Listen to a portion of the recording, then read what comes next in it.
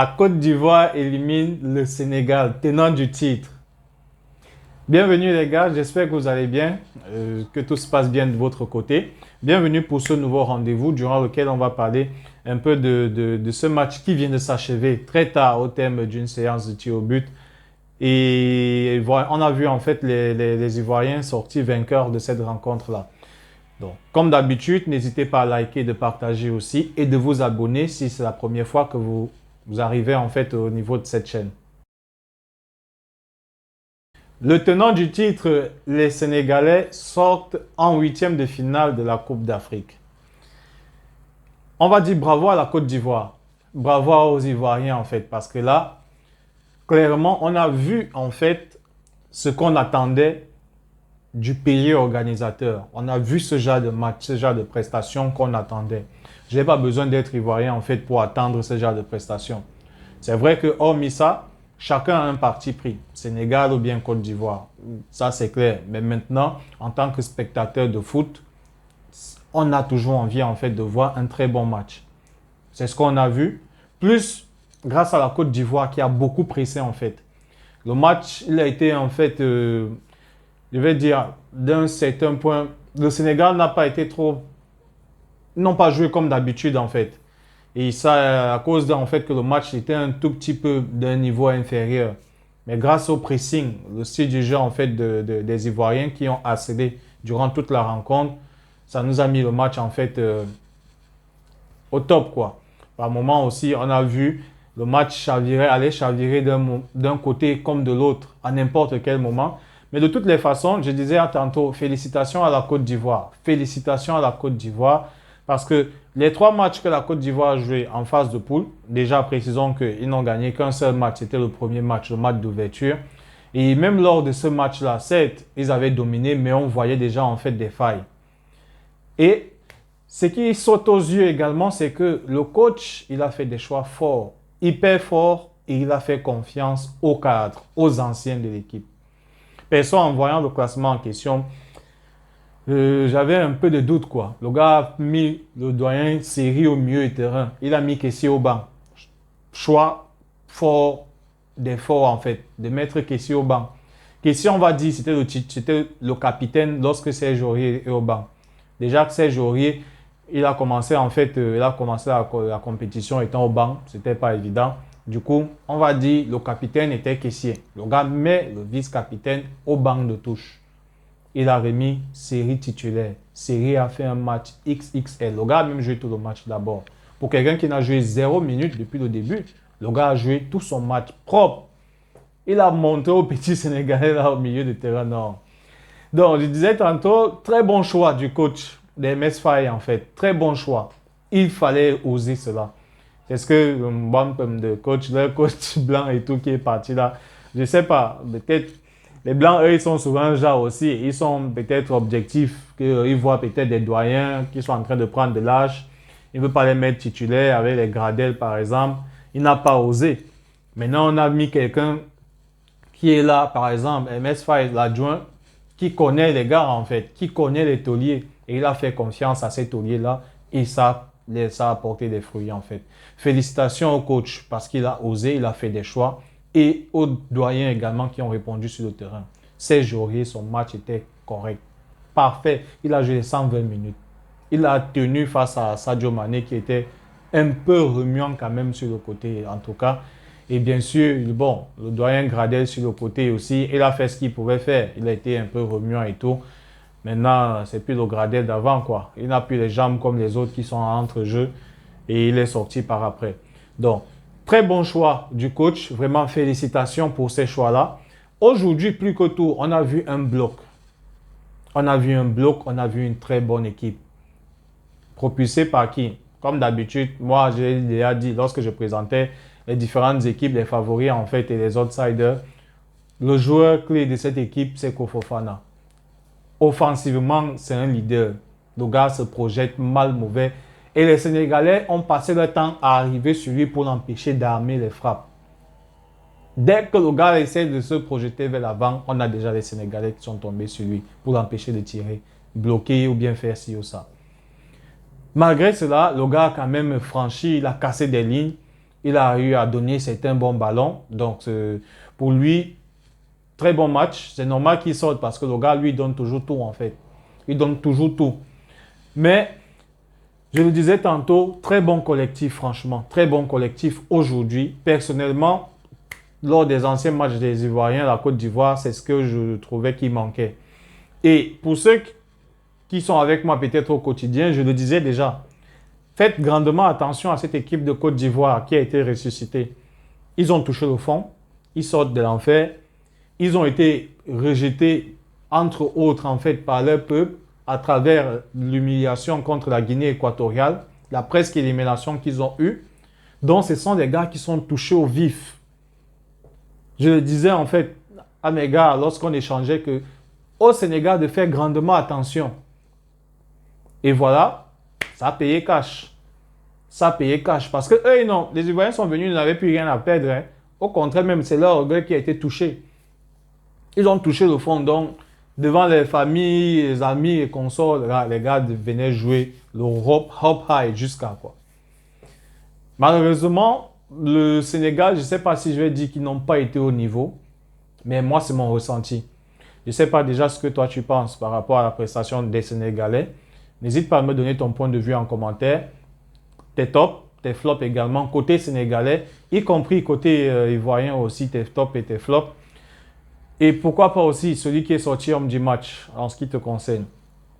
Perso, homme du match, moi, il est clair que si la Côte d'Ivoire gagnait en 90 minutes, j'aurais dit Seko Fofana, mais le match est allé jusqu'aux prolongations. Homme du match, moi, je dirais, par exemple, Seri. Bon, je vais dire Seri en fait. C'est vrai, Serge Aurier, il a fait un bon match, mais pour moi, je vais dire homme du match, Michael Seri. Donc, je disais que les Sénégalais, c'est dommage parce que ils ont fait 10 bonnes premières minutes où ils ont littéralement asphyxié les Ivoiriens en fait. Et perso, si les gars continuaient comme ça, c'est clair que le match allait être plié. Mais après avoir mis le but, les gars ont plié. J'ai l'impression qu'ils ont commencé à vouloir jouer défensif en fait et se projeter rapidement à travers des contre-attaques. Et ça a basculé tout en fait. Les Ivoiriens ont pris confiance, ils ont mis le pied sur le ballon et puis les occasions ont commencé à s'enchaîner ainsi de suite. Ils ont manqué de lucidité également les Sénégalais parce que Sadio Mané a eu la balle du 2-0 en deuxième mi-temps. Déjà où on donne un ballon, en fait, il est en train de piquer vers l'axe, où il peut essayer de frapper en première intention.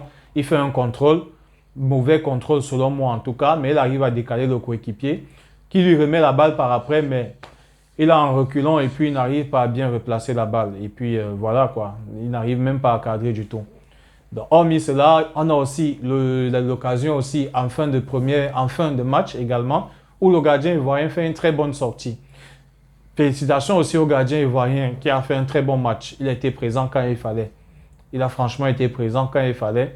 Donc, pour moi, les Sénégalais, je ne sais vraiment pas la tactique qui a été mise en place par Aliou Cissé, mais elle n'était pas trop bonne parce qu'on n'a pas vu un Sénégal, en fait, comme ce qu'ils nous ont montré, en fait, entre autres. On n'a pas trop vu ce Sénégal-là. C'est vrai également, peut-être, l'adversaire était aussi au niveau. Parce qu'il est clair que là, ça n'allait pas être un match entre Sénégal et Côte d'Ivoire qui a été repêché ou bien sorti troisième avec moins de 3 points. Non.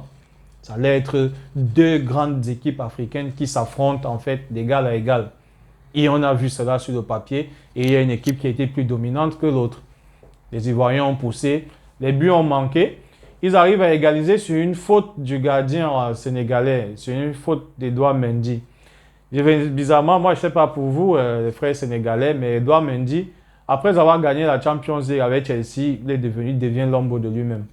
Je ne sais pas ce qui arrive à Edouard Mendy, mais ce n'est plus le même Edouard Mendy que lorsqu'il a gagné la Champions League. Mais bon, il a quand même fait quelques bons arrêts, quelques bonnes sorties, mais dans l'ensemble, malheureusement, le pénalty en question, il est en retard. Selon moi, il aurait dû mieux anticiper cette balle en tout cas. Et puis voilà quoi. Et les tirs au but aussi, il n'arrive même pas à prendre un tir au but du tout. Il se fait prendre presque à chaque tir au but. Mais bon, toujours est-il que, moi je vais dire quoi, ils ont été pris, ils ont été dominés par, mais plus fort que. Ça s'arrête là. Pas plus fort que, parce que les Ivoiriens, ils ont mérité leur victoire. Félicitations à la Côte d'Ivoire qui est qualifiée pour les quarts de finale. Ils vont jouer, je pense, le Cap-Vert en quart de finale. Et de toute façon, ils sont partis là, il va falloir compter sur eux. Parce que maintenant, les gars, le train est déjà lancé. Le train est lancé et il va falloir faire gaffe aux Ivoiriens parce qu'ils risquent de faire très mal. Déjà, ils ont retrouvé à l'heure. Et à travers les choix du coach, je pense qu'ils ont retrouvé un nouveau bloc bien plus solide. Parce que là, à travers ces choix-là, je ne vois plus Michel Seri chauffer les bancs le prochain match en quart de finale. Serge Aurier sera là. Seri également. Il y a un autre petit aussi qui a joué, mais malheureusement, son nom m'échappe. Il n'a pas joué depuis le début. Le petit qui est sorti en prolongation, épuisé. Il n'a joué aucun match depuis le début. Lui aussi, il a joué son match propre. Très bon match également. Donc, à travers les choix en question, il va falloir faire très attention en fait. Très attention. Alors, le prochain match, je pense qu'il pourra être titulaire parce qu'aujourd'hui, sans me tromper, il a joué plus de 40 minutes, à savoir la fin de la deuxième mi-temps, plus les 30 minutes de la prolongation. Donc, je pense qu'il est en jambes et il pourra débuter les quarts de finale aussi. Donc, très bon match en ce qui me concerne. Dommage pour les Sénégalais, je ne sais pas s'ils sont venus en terrain conquis parce que déjà, le but, après ils mettent le premier but en question, dans les jubilés, on voit, ils font les trucs ou bien genre, en tout cas, bref, il fallait tuer le match. Il fallait tuer le match. C'est ça. Tant que la bête est blessée, il faut l'achever. Vous ne l'avez pas achevé, elle a récupéré et elle vous a montré ce que c'est en tout cas. Donc, très bon match une fois de plus du pays organisateur. Félicitations aux Ivoiriens qui sont qualifiés pour les quarts de finale. Rendez-vous face au Cap-Vert. On va voir ce que ça va donner également. Comme je le disais tantôt, n'hésitez pas à me donner vos points de vue. Ce que vous avez apprécié, ce que vous avez moins bien apprécié de toutes les façons. Votre homme du match également, moi je l'ai dit, c'est Seri pour moi, l'homme du match. Sur les 120 minutes. Si ce n'était que sur 90 minutes et que la Côte d'Ivoire avait gagné, j'aurais mis mon joueur qui est sorti là, en fait, Seko Fofana. Mais néanmoins, côté sénégalais, je vais dire très bon match quand même. Très bon match de Krépin Diatta, latéral droit sénégalais. Il a fait un très bon match. Il a été solide. Ça n'a pas été facile. Le gars a été beaucoup bousculé sur son côté. Mais le gars a tenu. Il a tenu tout le match. Franchement, très bon match à lui. C'est dommage. Il n'y a pas la victoire au bout. Mais bon, c'est ça le sport. L'année passée, ils ont gagné le trophée au tir au but face à l'Égypte. Cette année, ce n'est plus là. De toutes les façons, on a droit à une très belle CAN en ce qui me concerne. Je pense la plus belle CAN en fait de l'histoire parce qu'elle est grandement relevée. Le niveau est grandement relevé. Il y a des équipes qui ont élevé le niveau, qui nous surprennent. D'autres également qui haussent leur niveau de jeu aussi au fur et à mesure. Et c'est une très bonne chose. Les plus grandes équipes en termes de trophées, on va dire, sont déjà sorties. L'Égypte, le Cameroun, le Ghana, dehors. Le Sénégal, champion en titre, vient de sortir. Le finaliste de l'année dernière également est sorti aussi en huitième de finale. Donc là, on va voir. Moi, perso, j'irais plus pour une équipe qui n'a jamais gagné en fait. Je vois peut-être une équipe qui n'a pas encore eu à gagner la CAN, soulever le trophée final. Mais bon, là, c'est un ressenti. Ça dépendra maintenant de voir lesquelles vont arriver, en fait, quelles équipes arriveront déjà en demi-finale et maintenant en finale. Donc, de toutes les façons, très bon match dans l'ensemble. Il finit très tard dans la nuit, mais ça en valait la peine de toutes les façons. Félicitations aux Ivoiriens. Je pense que ce sera une nuit de ouf, de malade pour eux. De toutes les façons, ils vont récupérer, se préparer pour les prochaines séances. En attendant, restez connectés et bien des choses à vous.